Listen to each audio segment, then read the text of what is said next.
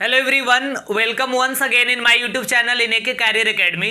तो देखिए, अभी हम लोग क्लास 10 के केमिस्ट्री को पढ़ रहे हैं, जिसमें आपको तीसरा चैप्टर पढ़ाया जा रहा है धातु और अधातु, यानी मेटल एंड नॉन मेटल। और इसमें पिछले वीडियो में हम आपको समझाए थे आयनों के बारे में, जिसमें हम आपको बताए थे आयनों का निर्माण कैसे होता है, धनायन कब कब ऋणायन बनता है, धनायन और ऋणायन की विशेषताओं को बताए थे, साथ ही साथ परमाणु में आयन में क्या अंतर होता है आपको समझाए थे। अगर आप ये वीडियोस नहीं देखें तो इस वीडियो के डिस्क्रिप्शन में इन सारे वीडियोस का लिंक है, आप वहां से देख सकते हैं। और आज के क्लास में हम आपको एक बड़ा इंपॉर्टेंट टॉपिक डिस्कस करने वाले हैं, और ये है रासायनिक बंधन यानी केमिकल बॉन्डिंग के बारे में समझेंगे कि रासायनिक बंधन का निर्माण कैसे होता है परमाणुओं के बीच में। इसको हम बढ़िया ढंग से समझाने वाले हैं, तो वीडियो के एंड तक बने रहिए। थोड़ा सा लंबा वीडियो होगा, लेकिन इस पूरे वीडियो में को देखने के बाद आपको केमिकल बॉन्ड अच्छी तरीके से रासायनिक बंधन समझ में आ जाएगा। तो आइए स्टार्ट करते हैं। सबसे पहले कुछ बेसिक चीज हम स्टार्ट करेंगे। सबसे पहली चीज कि भाई अणु का निर्माण कैसे होता है।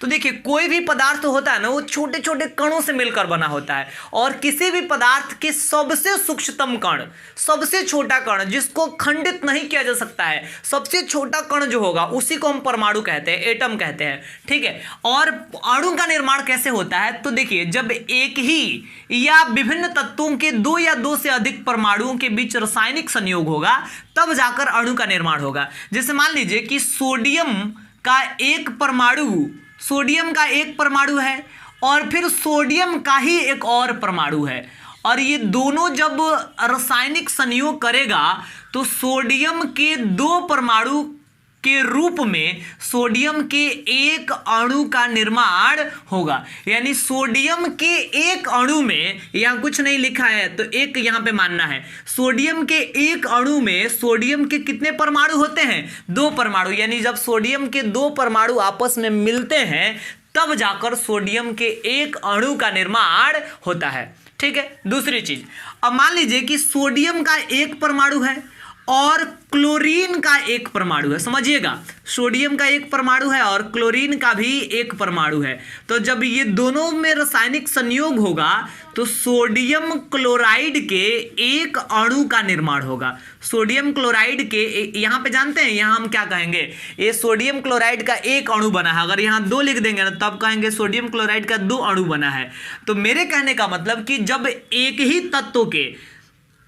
तत्व के जब परमाणु आपस में रासायनिक संयोग करें, या अलग अलग तत्व के परमाणु जब आपस में रासायनिक संयोग करें, तो इसके फलस्वरूप अणु का निर्माण होता है। क्लियर हुआ। अब आपको रासायनिक बल के बारे में समझना, क्या होता है केमिकल फोर्स, रासायनिक बल के बारे में ध्यान से समझिए। तो देखिए, ये जो सोडियम का अणु आपको दिख रहा है, सोडियम के एक अणु में सोडियम का कितना परमाणु है? दो परमाणु है। तो सोडियम का एक परमाणु और फिर सोडियम का एक परमाणु, ये दोनों परमाणु जब आपस में संयोग किया है तब जाकर सोडियम के एक अणु का निर्माण हुआ है। तो आपको बता दें कि ये जो सोडियम के एक अणु का निर्माण हुआ है, इसमें सोडियम के दो परमाणु आपस में जब बंधे हैं ना, सोडियम के दो परमाणु जब आपस में जुड़ गए हैं ना, तब जाकर सोडियम के एक अणु का निर्माण हुआ है। ठीक है। तो इसके बीच में ये आपस में जुड़े जो है, इस एक बल के द्वारा ये एक दूसरे से बंधे हुए हैं। यानी ये जो सोडियम का एक अणु है, इसमें सोडियम के दो परमाणु शामिल हैं, और ये दोनों परमाणु एक बल द्वारा आपस में बंधे हुए हैं। इसी बल को रासायनिक बल कहेंगे। दूसरी चीज, मान लीजिए कि यहाँ सोडियम क्लोराइड का निर्माण हुआ है। तो सोडियम क्लोराइड में क्या है कि भाई इसमें सोडियम का एक परमाणु और क्लोरीन का एक परमाणु दोनों एक दूसरे से बंधा हुआ है, तब जाकर सोडियम क्लोराइड का निर्माण हुआ है। तो ये सोडियम क्लोराइड के एक अणु में ये दोनों परमाणुओं को एक साथ बांध कर रखने वाला जो बल है, उसी बल को हम कहेंगे रासायनिक बल। अब इसके बाद हम आपको बता दें रासायनिक बंधन के बारे में। तो देखिए, रासायनिक बल भी आपको समझ में आ गया कि अणु में परमाणुओं को एक साथ बांध कर रखने वाला जो बल है उसी को रासायनिक बल कहेंगे। और देखिए, वह रासायनिक बल जो किसी अणु में परमाणुओं को एक साथ बांध कर रखता है, उसी रासायनिक बल को रासायनिक बंधन कहते हैं। यानी जो रासायनिक बल इस अणु में दोनों परमाणुओं को एक साथ बांध कर रखा है, उसी रासायनिक बल को हम रासायनिक बंधन भी कह सकते हैं। ये एक अणु है और इस अणु में ये दोनों परमाणुओं को एक बल, रासायनिक बल आपस में बांध कर रखा है तो उसी रासायनिक बल को हम रासायनिक बंधन कहेंगे। यानी वह रासायनिक बल जो किसी अणु में परमाणुओं को एक साथ बांध कर रखता है उसी रासायनिक बल को रासायनिक बंधन कहा जाता है। अब हम आपको बता दें कि ये जो काम है, कौन सा काम भाई? अणु में परमाणुओं को एक साथ बांध कर रखने का काम। किसी भी, चाहे किसी यौगिक का अणु हो, किसी तत्व के अणु हो, उसको, उसमें जितने भी परमाणु शामिल हैं उन सारे परमाणुओं को एक साथ बांध कर रखने वाले, जो, जैसे हम आपको बता दें, मान लीजिए कि सोडियम मोनोऑक्साइड की बात करते हैं, ये सोडियम मोनोऑक्साइड है, ये कार्बन डाइऑक्साइड है, ये मेथेन है। तो मेथेन में आप देखेंगे ना तो कार्बन का एक परमाणु है और हाइड्रोजन का 4 परमाणु है, तो ये 5 परमाणु टोटल हुआ और ये पांचों परमाणु मिलकर मेथेन के एक परमाणु का, एक मेथेन के एक अणु का निर्माण किए हैं। तो मेथेन के एक अणु में ये टोटल 5 गो परमाणु न हो रहा है। कार्बन डाइऑक्साइड में कार्बन का 1 गो परमाणु है, ऑक्सीजन का 2 गो परमाणु है, तो ये टोटल 3 परमाणु जब आपस में बंधा ना तब जाकर कार्बन डाइऑक्साइड के एक अणु का निर्माण हुआ। तो कार्बन डाइऑक्साइड के एक अणु के बनने में, कार्बन डाइऑक्साइड के एक अणु में ये तीनों परमाणुओं को बांध कर रखने का जो काम है, बांध कर रखने का जो काम है, ये काम निम्नलिखित में से किसी एक प्रक्रिया द्वारा पूर्ण होता है। यानी ये 2 प्रोसेस है, ये दोनों प्रोसेस में से कोई एक प्रोसेस के द्वारा ही रासायनिक बंधन बनता है। यानी परमाणुओं को एक साथ बांध कर अगर रखना है तो ये दोनों में से कोई एक काम करना पड़ेगा, ठीक है। यानी इसी दोनों में से किसी एक काम के फलस्वरूप रासायनिक बंधन का निर्माण होता है। कौन कौन काम है भाई? सबसे पहला काम है इलेक्ट्रॉनों के स्थानांतरण द्वारा, यानी बाई ट्रांसफरिंग ऑफ इलेक्ट्रॉन्स, और साथ ही साथ इलेक्ट्रॉनों के साझेदारी द्वारा, यानी बाई पार्टनरशिप ऑफ इलेक्ट्रॉन्स, यानी इलेक्ट्रॉन के ट्रांसफर से भी और इलेक्ट्रॉन के पार्टनरशिप से भी। तो देखिए, स्थानांतरण का मतलब क्या होता है कि एक परमाणु से दूसरे परमाणु में इलेक्ट्रॉन ट्रांसफर हो जाएगा, यानी एगो त्याग देगा ई जो त्याग दिया दूसरा उसको ग्रहण कर लेगा, बस यही है स्थानांतरण। यानी इलेक्ट्रॉन एक जगह से दूसरे जगह स्थानांतरित हो गया। लेकिन साझेदारी का मतलब पार्टनरशिप होता है। इसका मतलब कि 2 परमाणुओं के बीच अगर साझेदारी हो रहा है तो इसका मतलब कि भाई हम तुमको अगर 1 इलेक्ट्रॉन दे रहे हैं तो तुमको भी 1 इलेक्ट्रॉन हमको देना पड़ेगा, हम अगर 2 इलेक्ट्रॉन देंगे तो तुमको भी 2 इलेक्ट्रॉन देना पड़ेगा। अब इसमें हम आपको आगे बता दें, थोड़ा सा कुछ और पॉइंट्स आपको समझना है।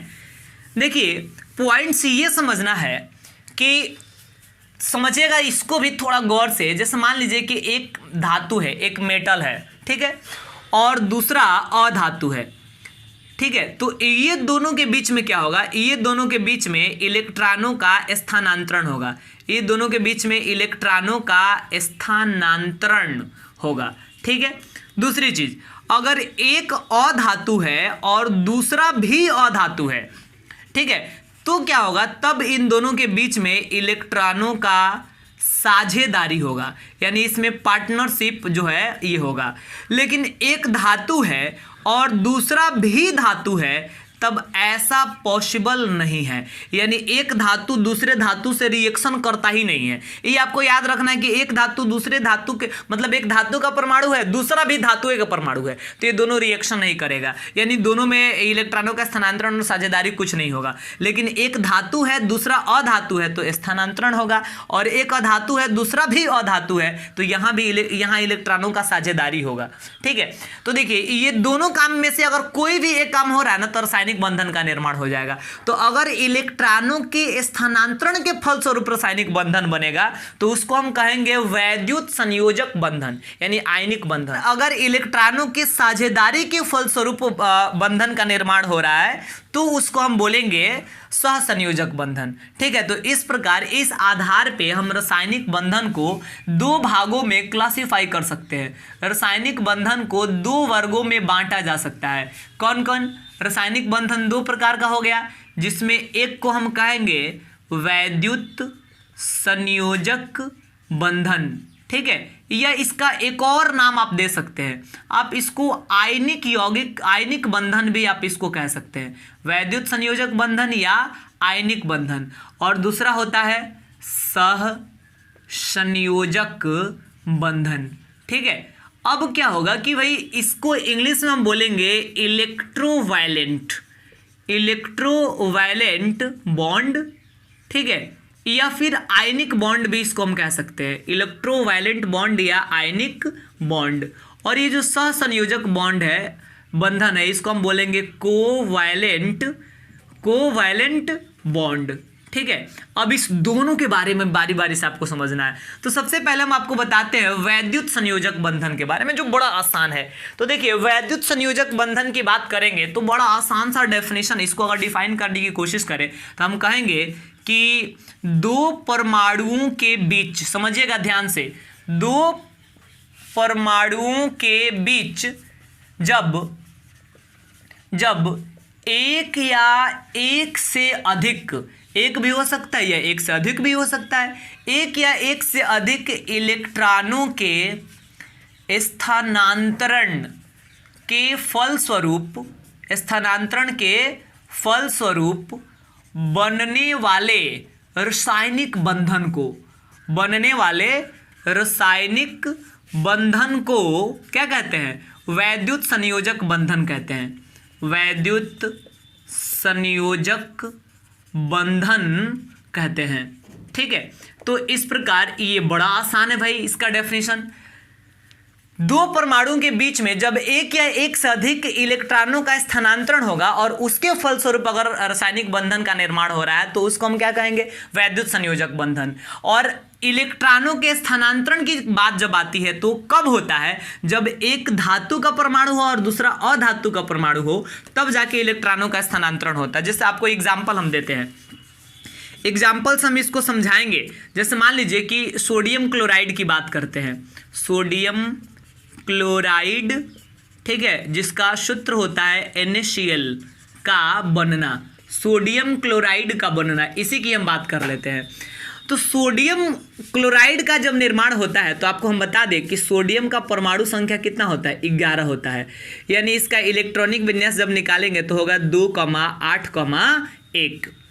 अब क्या होगा कि ये सोडियम अपना एक इलेक्ट्रॉन त्यागने की कोशिश करेगा, तब जाकर इसका अष्टक पूरा होगा। यानी सोडियम एक इलेक्ट्रॉन त्याग देगा। सोडियम क्या करेगा? एक इलेक्ट्रॉन त्याग देगा, यानी एक इलेक्ट्रॉन इसमें से निकल जाएगा, माइनस हो जाएगा। समझ रहे हैं ना, यहाँ एक इलेक्ट्रॉन माइनस इसमें से, तब जाकर ये सोडियम धनायन का निर्माण करेगा। यानी सोडियम जब एक इलेक्ट्रॉन त्याग देगा तो सोडियम धनायन का निर्माण हो जाएगा, क्योंकि इलेक्ट्रॉन त्याग करने के बाद कोई परमाणु धनावेशित हो जाता है। और वहीं क्लोरीन क्या करेगा? क्लोरीन का परमाणु संख्या होता है 17। तो ये क्या करेगा कि उस एक इलेक्ट्रॉनवा को, देखिए 2,8,7 होगा, तो ये जो एक इलेक्ट्रॉन त्याग किया है ना, उसी एक इलेक्ट्रॉनवा को ये ग्रहण कर लेगा, यानी इसमें एगो इलेक्ट्रॉन प्लस हो जाएगा। तो ये जैसे ही इलेक्ट्रॉन ग्रहण करेगा तो इलेक्ट्रॉन ग्रहण करने के फलस्वरूप माइनस चार्ज आ जाता है। तो ये धनावेशित हो गया, ये ऋणावेशित हो गया। और ये देखिए, जब एक धनायन हो और एक ऋणायन हो तो ये दोनों के बीच में आकर्षण बल काम करने लगता है। एक धनायन और दूसरा ऋणायन जब होता है ना, तो ये दोनों एक दूसरे को अट्रैक्ट कर लेता है, अपनी ओर खींच लेता है। तो ये धनायन का निर्माण कर दे, एक इलेक्ट्रॉन त्याग कर और एक इलेक्ट्रॉन ग्रहण करके ऋणायन का निर्माण कर दिया। और ये सोडियम धनायन और क्लोरीन ऋणायन ये आपस में बंध कर, आपस में जुड़कर सोडियम क्लोराइड का निर्माण कर देगा, यानी ये एक यौगिक का निर्माण कर दिया। और चूंकि इस यौगिक के बनने में इलेक्ट्रॉनों का स्थानांतरण हुआ है, सोडियम एक इलेक्ट्रॉन त्यागा है, यही बेचारा उसको ग्रहण कर लिया, तो इलेक्ट्रॉनों का स्थानांतरण हुआ है, इसलिए हम कहेंगे कि सोडियम क्लोराइड में वैद्युत संयोजक बंधन यानी आयनिक बंधन है।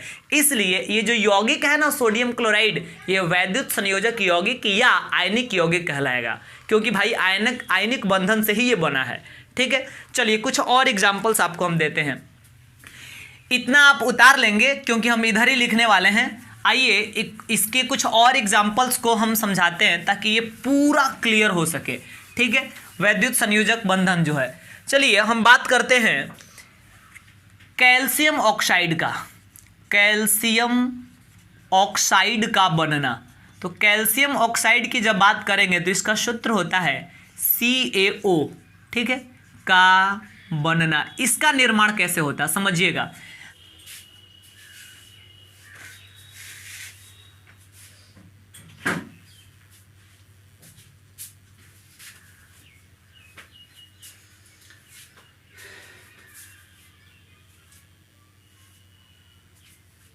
पहले कैल्शियम का परमाणु संख्या होता है 20, इसका इलेक्ट्रॉनिक विन्यास 2,8,8,2 हो जाएगा। तो देखिए ये अपना अष्टक पूरा करने के लिए इसको 2 इलेक्ट्रॉन का त्याग करना पड़ेगा। तो जब ये 2 इलेक्ट्रॉन त्याग देगा यानी इसमें से 2 इलेक्ट्रॉन माइनस हो जाएगा, तब जाकर इसके अंतिम कक्षा में 8 इलेक्ट्रॉन बच पाएगा, क्योंकि 2 इलेक्ट्रॉन माइनस हो गया। और इलेक्ट्रॉन त्यागने के बाद कोई पदार्थ जो है, कोई परमाणु आवेशित हो जाता है, यानी इस पे प्लस चार्ज आ जाता है। अब देखिए इसके बाद ऑक्सीजन क्या है, ऑक्सीजन का परमाणु संख्या 8 होता है, इसका इलेक्ट्रॉनिक विन्यास 2,6 होगा।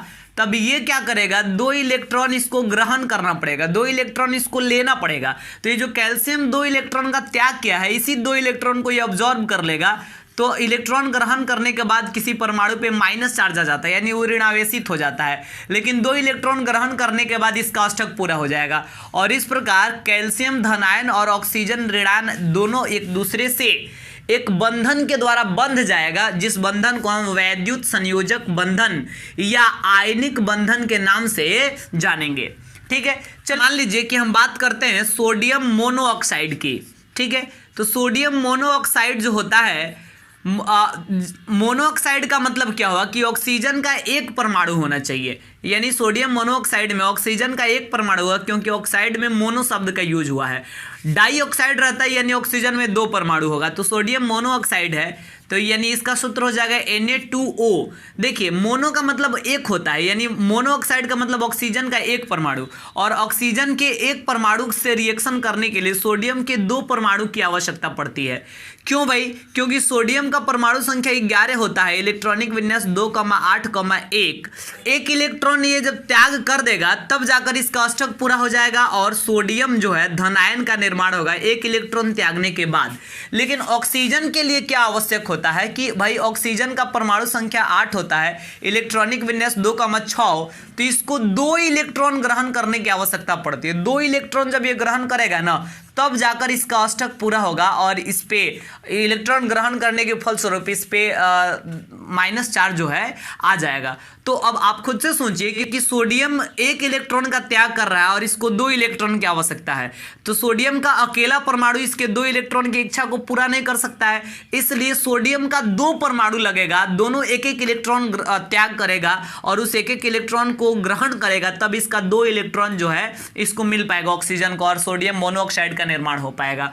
तो इस प्रकार ये 3 एग्जाम्पल जो आपको बताया, sodium chloride, calcium oxide, sodium monoxide, तो इनमें जो बंधन बन रहा है इसको हम कहेंगे वैद्युत संयोजक बंधन या आयनिक बंधन। आप यहाँ पे इससे भी समझ सकते हैं कि सोडियम क्लोराइड में एक धातु है और एक अधातु है, यहाँ भी कैल्शियम धातु है, ऑक्सीजन अधातु है, सोडियम धातु है, ऑक्सीजन अधातु है। तो एक धातु और एक अधातु दोनों एक दूसरे से आयनिक बंधन द्वारा ही जुड़े रहते हैं। तो इस प्रकार वैद्युत संयोजक बंधन आप समझ लीजिए। अब आइए इसके बाद सह संयोजक बंधन को हम अच्छे से समझाते हैं। तो देखिए जब सह संयोजक बंधन यानी कोवैलेंट बॉन्ड की बात करते हैं, तो हम आपको पहले ही बताया कि जब 2 परमाणुओं के बीच एक या एक से अधिक इलेक्ट्रॉनों के साझेदारी के फलस्वरूप, यहां समझिए 2 परमाणुओं के बीच एक या एक से अधिक इलेक्ट्रॉनों के साझेदारी के फलस्वरूप बनने वाले बंधन को सहसंयोजक बंधन कहते हैं। यानी सहसंयोजक बंधन का निर्माण तब होता है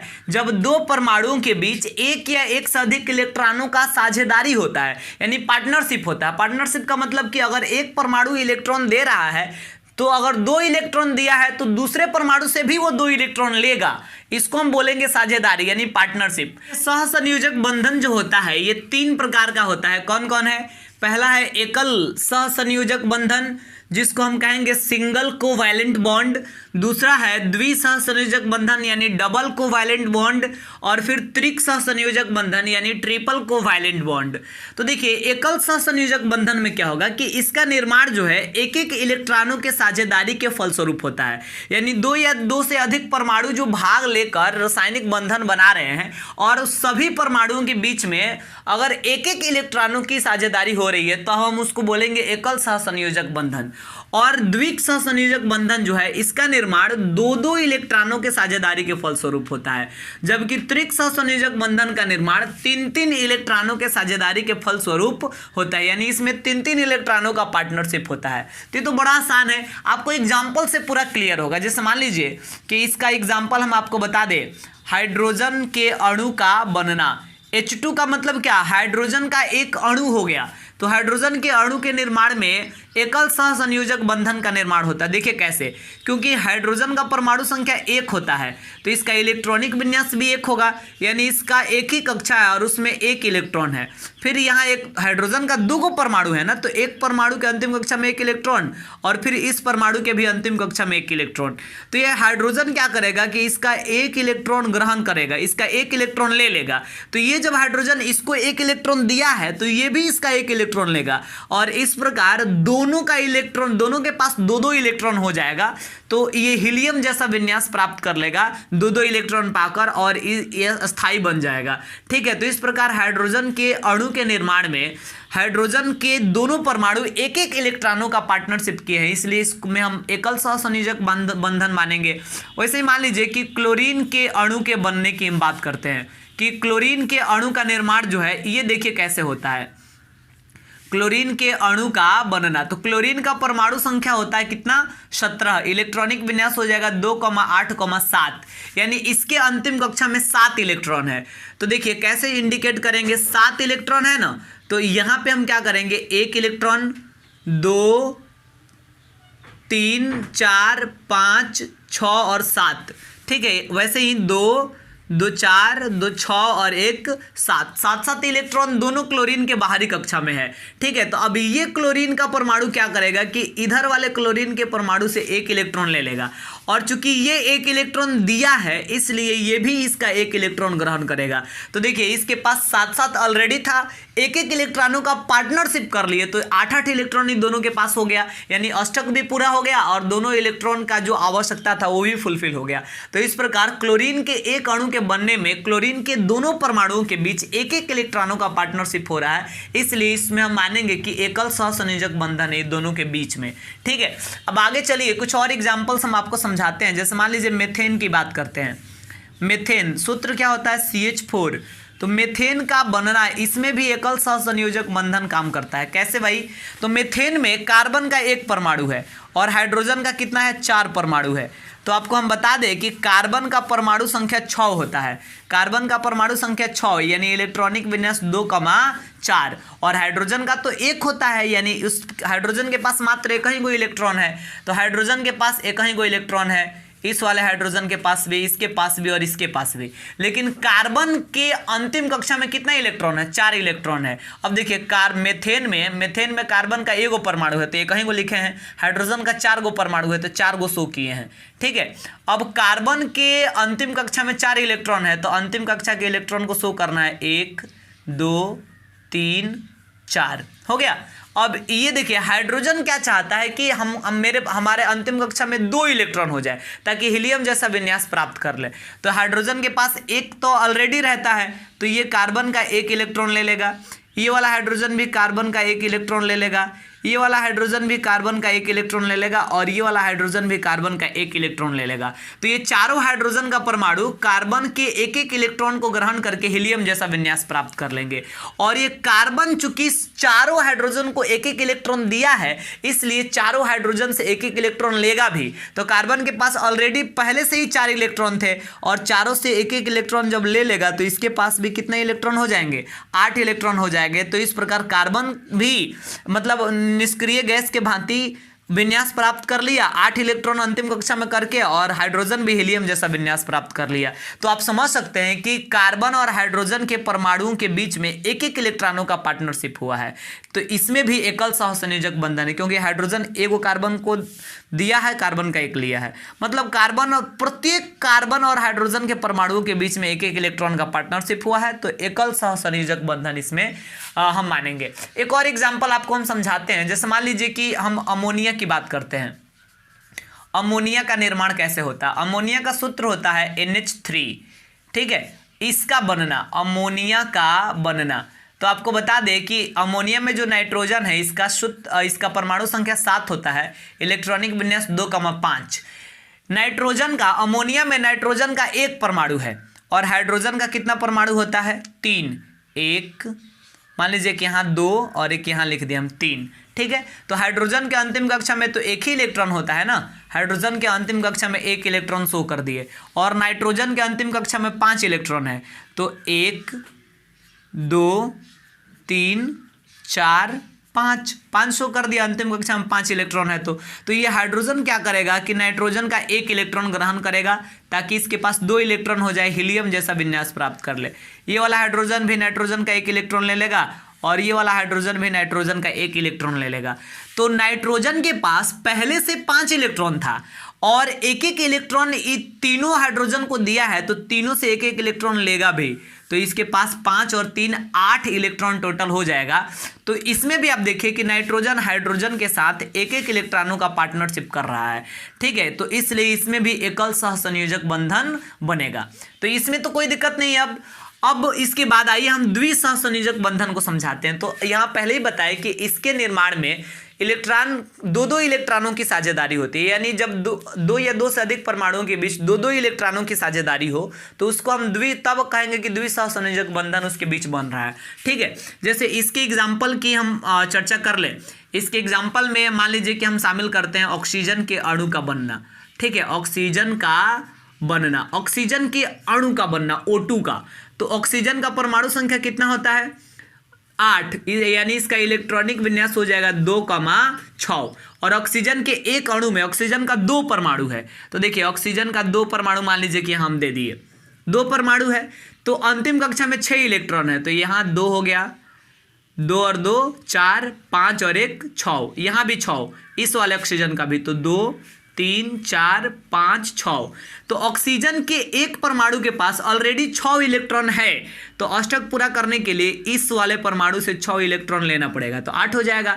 और ये जब इसको 2 इलेक्ट्रॉन दिया है तो ये इसका 2 इलेक्ट्रॉन ग्रहण भी करेगा, तो इसके पास भी 6 ऑलरेडी था, 2 इसका ले लिया, 8 हो गया। तो देखिए यहाँ पे 2 इलेक्ट्रॉनों का साझेदारी यहाँ पे हो रहा है दोनों परमाणुओं के बीच में, इसलिए इसको हम बोलेंगे द्विसहसंयोजक बंधन, ठीक है। इसका और एग्जाम्पल समझिए, जैसे मान लीजिए कि कार्बन डाइऑक्साइड का बनना, इसकी हम बात करते हैं। कार्बन डाइऑक्साइड का निर्माण कैसे होता है, तो कार्बन का परमाणु संख्या आपको पता है, कार्बन का जो परमाणु संख्या होता है 6 होता है, इलेक्ट्रॉनिक विन्यास 2,4। ऑक्सीजन का परमाणु संख्या 8 होता है, इलेक्ट्रॉनिक विन्यास 2,6। तो इसका निर्माण देखिए कैसे होगा। कार्बन डाइऑक्साइड में कार्बन का 1 परमाणु है और ऑक्सीजन का 2 परमाणु है। तो कार्बन के अंतिम कक्षा में 4 इलेक्ट्रॉन लीजिए, 1 2 3 4 इलेक्ट्रॉन शो कर दिए। ऑक्सीजन के अंतिम कक्षा में 6 इलेक्ट्रॉन, तो देखिए 2 2 4 5 और 1 6, 2 2 4 5 और 1 6। तो अब ये इस बाहर जो ऑक्सीजन दिख रहा है इसके पास 6 इलेक्ट्रॉन ऑलरेडी है, तो इस कार्बन का 2 इलेक्ट्रॉन ग्रहण कर लेगा, तो इसके पास 8 इलेक्ट्रॉन हो गया, अष्टक पूरा। इस वाले ऑक्सीजन के पास भी ऑलरेडी 6 इलेक्ट्रॉन है, तो इस वाले कार्बन का 2 इलेक्ट्रॉन ग्रहण कर लेगा, तो इसका भी अष्टक पूरा। यानी ऑक्सीजन का परमाणु कार्बन से 2 इलेक्ट्रॉन ले रहा है, और कार्बन जब 2 इलेक्ट्रॉन दिया है तो 2 इलेक्ट्रॉन वो भी ग्रहण करेगा ऑक्सीजन का, तो इसके पास 4 इलेक्ट्रॉन पहले से है, 2 इलेक्ट्रॉन इन दोनों से भी लेगा, तो 4 और 4 8 इलेक्ट्रॉन हो जाएगा, और इस प्रकार कार्बन का भी अष्टक पूरा होगा। तो कार्बन और ऑक्सीजन के परमाणुओं के बीच में 2 इलेक्ट्रॉनों का पार्टनरशिप हो रहा है, तो यहां भी द्विसहसंयोजक बंधन का निर्माण होगा। एक और एग्जांपल समझिए, हम बात करते हैं एथिलीन का, ठीक है। एथिलीन जिसको एथीन भी हम कह सकते हैं, सूत्र होता है C2H4, इसका बनना, ये कैसे इसका निर्माण होता है। तो देखिए एथिलीन में कार्बन का 2 परमाणु है, कार्बन का कितना परमाणु है 2 परमाणु, और हाइड्रोजन का 4 परमाणु, 1 2 3 4, ठीक है, ऐसे इंडिकेट कर दिए। अब हाइड्रोजन के भाई अंतिम कक्षा में तो 1 इलेक्ट्रॉन होता है, लीजिए, तो हाइड्रोजन के अंतिम कक्षा में 1 इलेक्ट्रॉन दे दिए, लेकिन कार्बन के अंतिम कक्षा में 4 इलेक्ट्रॉन होता है। कार्बन का 2 परमाणु हम यहाँ है तो 2 परमाणु बनाए हैं, 4 इलेक्ट्रॉन होता है, तो 1, देखिए 4 इलेक्ट्रॉन हम कैसे शो करेंगे, यहाँ मान लीजिए कि हम लिख देते हैं 1 2 3 4, 1, अब इस वाले कार्बन की बारी है, 1 2 3 और 1 4। तो ये हाइड्रोजन को बताइए कितने इलेक्ट्रॉन की जरूरत होती है, हाइड्रोजन को मात्र 1 इलेक्ट्रॉन की जरूरत होती है, तो हाइड्रोजन तो कार्बन का 1 इलेक्ट्रॉन लेगा। अगर 2 इलेक्ट्रॉन कैसे ले लेगा, 2 इलेक्ट्रॉन लेगा तो ये दूसरे इसके हो जाएगा, इसके हीलियम जैसा विन्यास प्राप्त करना है तो 2 इलेक्ट्रॉन की जरूरत है, एक ऑलरेडी इसके पास है तो कार्बन का 1 ही इलेक्ट्रॉन लेगा, ये वाला हाइड्रोजन भी कार्बन का 1 ही इलेक्ट्रॉन लेगा, ये वाला हाइड्रोजन भी कार्बन का 1 ही इलेक्ट्रॉन लेगा, और ये वाला हाइड्रोजन भी कार्बन का 1 ही इलेक्ट्रॉन लेगा। तो आप कहेंगे कि सर ये द्विसहसंयोजक बंधन में कैसे एग्जाम्पल आप दे दिए, ये तो एक एक इलेक्ट्रॉन ले रहा है, तो एकल सहसंयोजक बंधन में आना चाहिए। हाँ, आपको हम अभी समझाएंगे, पूरा क्लियर होगा, ध्यान से समझिए आगे। देखिए ये वाला कार्बन है ना, ये क्या किया है, इस हाइड्रोजन को एक परमाणु दे दिया है इलेक्ट्रॉन, और इस हाइड्रोजन को एक इलेक्ट्रॉन दे दिया है। तो इस दोनों का एक एक इलेक्ट्रॉन ये ग्रहण भी करेगा क्योंकि दिया है। तो इसके पास पहले से कई गो इलेक्ट्रॉन था, 4 गो इलेक्ट्रॉन था, और 2 गो हाइड्रोजन का मिल गया, 6 गो हो गया, यानी और 2 गो चाहिए। तो और 2 गो इस वाले कार्बन से मिलेगा इसको, इधर वाला जो कार्बन है ना, इससे 2 गो और इलेक्ट्रॉन प्राप्त होगा, तब जाके इसका अष्टक पूरा होगा। अब दूसरे तरफ इस कार्बन की बात करेंगे तो ये कार्बन के पास 4 गो इलेक्ट्रॉन पहले से, 1 2 3 और 1 4, ठीक है। 2 इलेक्ट्रॉन इसको दिया था हाइड्रोजन को, तो 2 इलेक्ट्रॉन इसका लेगा, और कार्बन को भी तो 2, इधर वाले कार्बन को भी तो 2 इलेक्ट्रॉन दिया था, तो इधर वाले कार्बन से भी 2 इलेक्ट्रॉन लेगा। तो इस प्रकार इसका भी अष्टक पूरा होगा। तो आप यहाँ पे क्या देखें कि कार्बन में और हाइड्रोजन के बीच में एक एक इलेक्ट्रॉन का पार्टनरशिप हो रहा था, लेकिन ये दोनों जो कार्बन के परमाणु है, ये दोनों कार्बन परमाणु के बीच में 2-2 इलेक्ट्रॉन का पार्टनरशिप हो गया। भाई कार्बन हाइड्रोजन का 1 इलेक्ट्रॉन लिया, सही बात है, ये कार्बन इसका 1 इलेक्ट्रॉन लिया है, सही बात है, लेकिन कार्बन इस कार्बन का तो 2 इलेक्ट्रॉन ले लिया ना। ये वाला कार्बन भी हाइड्रोजन से ना 1-1 इलेक्ट्रॉन का पार्टनरशिप कर रहा है, लेकिन आपस में कार्बन परमाणु 2-2 इलेक्ट्रॉन का पार्टनरशिप करना पड़ रहा है इसको। इसलिए हम कहेंगे कि यहाँ हाइड्रोजन और कार्बन के परमाणु के बीच में एकल बंधन है, जबकि कार्बन के दोनों परमाणुओं के बीच में डबल बॉन्ड काम कर रहा है। यानी जब इसका संरचना बनाइएगा ना, कार्बनिक यौगिक जब हम आपको पढ़ाएंगे तो इसका संरचना सूत्र आपको सिखाएंगे हम, तो इसका संरचना जब बनाइएगा ना तो ऐसे बनेगा, इस प्रकार इसका संरचना जो है तैयार होगा, ठीक है। क्योंकि देखिए कार्बन के दोनों परमाणु डबल बॉन्ड से जुड़े हैं, क्योंकि 2-2 इलेक्ट्रॉन का पार्टनरशिप हुआ है, तो यहाँ डबल बॉन्ड देना पड़ेगा। और हाइड्रोजन इससे जो 4 गो जुड़ा है ना, वो सिंगल बॉन्ड से जुड़ा है, क्योंकि हाइड्रोजन भाई 1-1 इलेक्ट्रॉन के पार्टनरशिप से ही तैयार हुआ है यहाँ, तो यहाँ सिंगल बॉन्ड इस सब चारों में जोड़ेंगे, यानी इसमें डबल बॉन्ड भी है और सिंगल बॉन्ड भी है, दोनों है, ठीक है। आइए अब त्रिक सहसंयोजक बंधन को समझते हैं। यहाँ कहा जा रहा है कि इसका निर्माण 3-3 इलेक्ट्रॉनों के साझेदारी के फलस्वरूप होता है, यानी इसमें 3-3 इलेक्ट्रॉन जब आपस में 3-3 इलेक्ट्रॉनों की जब पार्टनरशिप होता है तब त्रिक सहसंयोजक बंधन का निर्माण होता है। अब इसका एग्जाम्पल हम आपको समझाते हैं। जैसे मान लीजिए कि नाइट्रोजन के अणु का बनना है, N2 का बनना, नाइट्रोजन का अणु है, तो नाइट्रोजन का परमाणु संख्या जानते हैं कितना होता है? नाइट्रोजन का परमाणु संख्या होता है 7, इलेक्ट्रॉनिक विन्यास 2,5। तो नाइट्रोजन के एक अणु में 2 गो परमाणु है, तो नाइट्रोजन का 1 परमाणु और मान लीजिए नाइट्रोजन का 1 परमाणु, इसके अंतिम कक्षा में 5 इलेक्ट्रॉन है, सो कर दीजिए 1 2 3 4 और 1 5, 1 2 3 4 और 1 5, 5 इलेक्ट्रॉन दे दिए। तो सोचिए इस वाले नाइट्रोजन के पास 5 इलेक्ट्रॉन पहले से था, तो अष्टक पूरा करने के लिए उधर वाले इलेक्ट्रॉन से, इधर वाले परमाणु से 3 गो इलेक्ट्रॉन लेना पड़ेगा, क्योंकि भाई साहब के पास 5 गो ना इलेक्ट्रॉन है, तो उधर वाले से 3 गो इलेक्ट्रॉन लेगा तब जाके अष्टक पूरा होगा। और ये वाला भी नाइट्रोजन क्या करेगा, इसका 3 इलेक्ट्रॉन लेगा तब जाके इसका अष्टक पूरा होगा। तो चूंकि इसमें 3-3 इलेक्ट्रॉनों का पार्टनरशिप हो रहा है, इसलिए इसको हम त्रिक सहसंयोजक बंधन बोलेंगे। इसका एक और अच्छा एग्जाम्पल है जो आपको समझाते हैं। एक एग्जाम्पल है एसिटिलीन, ये एक विशेष प्रकार का पदार्थ है। एसिटिलीन का एक और नाम है, इसको एथाइन भी कहा जाता है। देखिए कार्बनिक यौगिक में आपको हम पढ़ाएंगे मेथेन, एथिलीन, एसिटिलीन, ये तीनों कार्बनिक यौगिक है, इसमें कार्बन लगा हुआ है, इसको हम अगले चैप्टर में बढ़िया से आप समझ पाएंगे। एसिटिलीन का सूत्र होता है C2H2, ठीक है। तो यहाँ भी ट्रिपल बॉन्ड काम करेगा, यानी त्रिक सहसंयोजक बंधन। देखिए कैसे, कार्बन का मात्र 2 परमाणु है, चलिए 2 परमाणु दिखा दिए। हाइड्रोजन का भी 2 परमाणु है, लीजिए हाइड्रोजन का भी 2 परमाणु यहाँ पे शो किए। तो हाइड्रोजन के अंतिम कक्षा में 1 गो इलेक्ट्रॉन होता है, लीजिए दिखा दिए। कार्बन के अंतिम कक्षा में 4 इलेक्ट्रॉन, तो देखिए यहाँ 1 इलेक्ट्रॉन यहाँ पे दे देते हैं और 3 इलेक्ट्रॉन यहाँ पे देते हैं। इस वाले कार्बन का भी 4 इलेक्ट्रॉन अंतिम कक्षा में, तो 1 इलेक्ट्रॉन यहाँ पे और 3 इलेक्ट्रॉन मान लीजिए यहाँ पे दे देते हैं। तो ये जो हाइड्रोजन है इस कार्बन के 1 इलेक्ट्रॉन को ग्रहण कर लेगा, और ये वाला हाइड्रोजन भी कार्बन के 1 इलेक्ट्रॉन को ले लेगा। तो ये कार्बन क्या किया कि भाई इसके पास 4 इलेक्ट्रॉन पहले से था, 1 इलेक्ट्रॉन जब ये हाइड्रोजन को दिया है तो हाइड्रोजन से 1 इलेक्ट्रॉन लेगा भी, और तब इसके पास कितना हो गया, 4 गो पहले से था, इसको 1 गो दिया था तो इसका 1 गो लिया, तो 5 गो हुआ, यानी और 3 इलेक्ट्रॉन चाहिए, तो इधर वाले कार्बन से और 3 इलेक्ट्रॉन ये ग्रहण कर लेगा। और ये वाला कार्बन भी, इसके पास भी पहले से 4 गो था, इस हाइड्रोजन को एगो दिया था तो इसका एगो ग्रहण करेगा तो 5 गो हो गया, और इधर वाले कार्बन को 3 गो दिया था तो इधर वाला कार्बन से 3 गो लेगा तो 5 3 8 गो हो गया।